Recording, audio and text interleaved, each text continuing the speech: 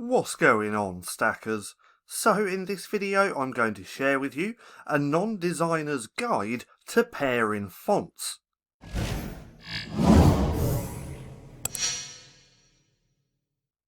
So, welcome back to Stacking Profit. My name's Paddy and over here we give you the tools and resources to learn, grow and master passive income streams so that you can live a life of freedom. Now, like I said in this video, I'm going to share with you a beginner's guide to pairing fonts. Now, here we are in Canva. I pulled up some pages that I created, I think a week ago or 2 weeks ago. In fact, if you want to watch me create these, the video is this one just here. And what I'll do is link that in the right hand corner so you can go through and watch. Now, I pulled up these pages because I want to talk a little bit about fonts. Fonts play a huge role in how your designs look.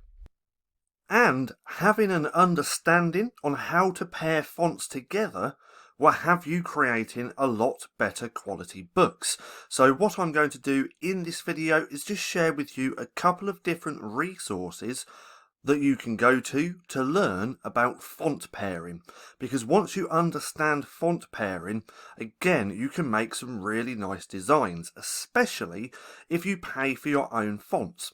Now right here, this looks pretty good, but there's 3 different fonts and they all complement each other.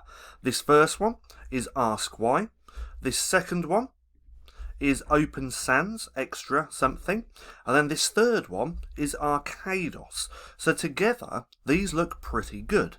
Now I've got another example just here as well. This looks pretty good as well. These are another 3 fonts. We have the Ask Why, we have After Party Solid, and we have Amarillo. Now if I remember correctly, all of these fonts are actually from Creative Fabrica, because that's where I get all of my fonts, and because I have Canva Pro, I can upload them here and then make better designs.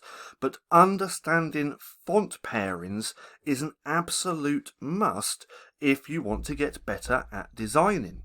And not just designing colouring books. You can create better covers, better colouring pages, better everything once you understand font pairing.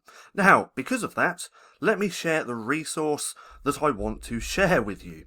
So here we are. This is an article which I found all about pairing fonts, a non-designer's guide to pairing fonts.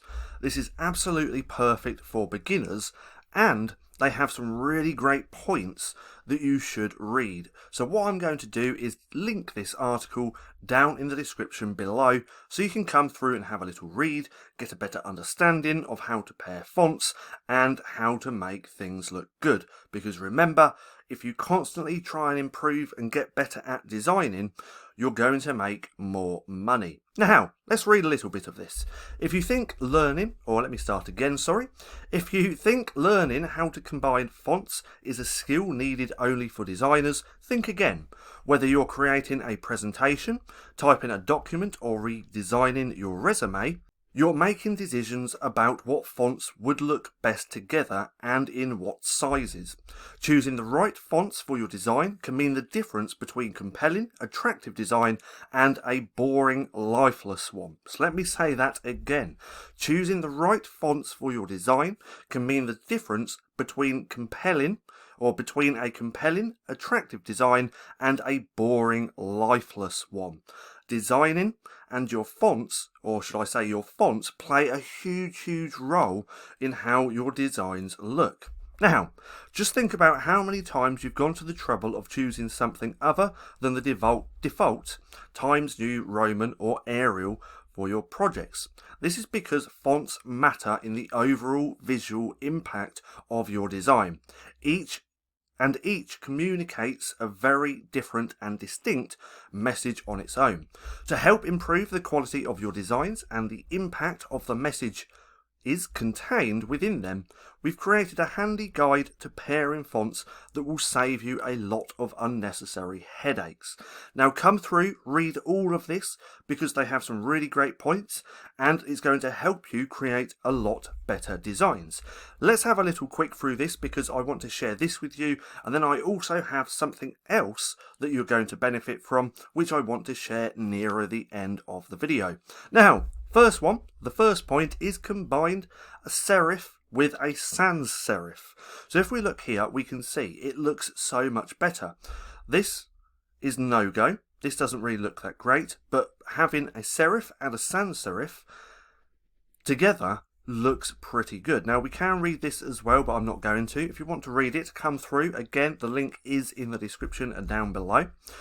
Now let's move on to the next point because we're going to cover all of these points. We're not going to go in depth. I just want to give you an overall takeaway of this article because it is a really great article and it's perfect for non-designers who want to get into KDP and create better quality books. Now avoid similar classifications, as we can see just here. I'm going to go over these key points and then talk about the ones that I like the most. Contrast font sizes. So this is actually a big one. When designing your covers or your colouring pages or anything, you don't want all of the fonts to be exactly the same size or nearly the same size. We can see here, this description just here, they used an 18 point and a 24 point for the header right here. We can see there's not much difference, so it doesn't really pop. But having that header at 36 and your description or whatever at 18 makes that header pop, so it's more visually not appealing, but you can see it better. There's lots of little things like this that you can do in your designs to really help you, like contrast font weights as well. So right here, let's read a little part of this. Another way to ensure a clear visual hierarchy is to use varying font weights with clear differences in the boldness of the fonts used. So for instance, you can try combining Didot and Rockwell. You see they simply don't mesh well together. Let's scroll up a little bit. That's this one, but then this one. So these two fonts here and then having that one bold and bigger makes it stand out. Again, it's little things like this which is really going to help you make better designs. Assign distinct roles to each font. Then we have don't mix different moods, which is another great key point. Another key to pairing font is recognizing that each font has a personality and a mood. Don't make the mistake of pairing fonts that simply aren't meant to go together. For example, don't pair Impact and MTF Cool Kid. While Impact is bold and blocky, MTF Cool Kid is playful, simplistic and childlike, as we can see that just here. Let's just scroll up a little bit and we can see this font with this font really doesn't go. But then this one and that one does. So font pairing plays a huge role and I don't think many people realise this. Now, mix distinct fonts with neutral types. Another great tip. Avoid discordant combinations. If we keep scrolling down, use fonts from the same typeface. Stick to 2, max 3 typefaces. So this is what I tend to do in all of my designs. If we go back to here, I have 2 to 3 fonts normally when I'm designing something. For this instance we have 3 and they all look good together. But if we go back to here, like it says, just stick to 2, max 3 different types of fonts. So you might be looking too hard for just the right combination. Instead of overthinking it, just stick to 2, max 3 combinations, and above all, keep it simple. Stick to 2 typefaces by using a classic sans serif and a serif combination. This would potentially produce up to 8 different fonts to work with. Normal, bold, italic, and bold italic for each typeface. So there's lots of combinations you can do, but again, if you're trying to design something, try and keep it at least 2, max 3 different types of fonts, and always make sure that they complement each other. So at number 11, experiment with different sizes. Oh, and that's it. Number 11. So come through, have a little read of this, because there's some really great tips in here that you can take away and add to your own designs to make better quality designs for KDP. Now that was the first resource that I wanted to share. I was looking online the other day, I read this and thought, wow, a lot of people are going to benefit from this, so I thought that I would share it. But the second thing that I wanted to share with you is this. This is called FontJoy. And this is just a font pairing generator.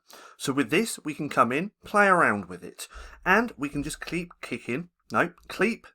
I can't even talk today. It's very early, by the way. But we can come in, keep clicking, generate, and it's going to pair a bunch of different fonts together. As we can see just here, it's going to tell you what the fonts are on the on the left hand side.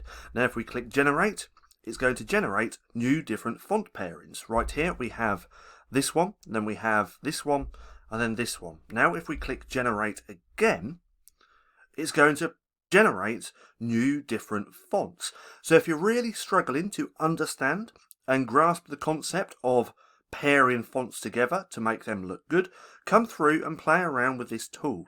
Because if you play around with it and then find some fonts that you really like, let's keep generating, you can then use those fonts in your designs, because I believe that all the fonts here are public domain. So I'm pretty sure we can use all of these fonts because they come from Google. In fact, let's click on this. There we go. So yes, it's a Google font. So as far as I'm aware, we can use all of these fonts. So come through, play around with the font generator and try and find fonts that look good together.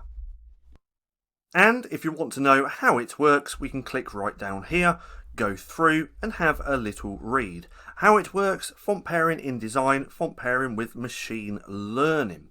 So you can come through and have a little read of this as well. But this is just a really great tool if you struggle with pairing fonts. Now I'm pretty sure there's a lot more tools than this, but I like this one because it's very simple. You can just come straight to fontjoy.com. In fact, I am going to link this in the description below as well. But if you come over to fontjoy.com, there's no signing in, there's nothing like that. There's no need to create an account.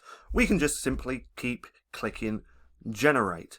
So that's everything that I wanted to share. Come through and read this article as well, especially if you want to learn more about pairing fonts, and then just come through and play around with this font generator.